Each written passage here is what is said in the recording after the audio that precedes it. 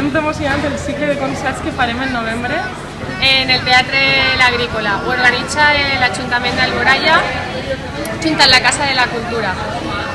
Són concerts pues, líric, cant tradicional, big band i guitarra clàssica també.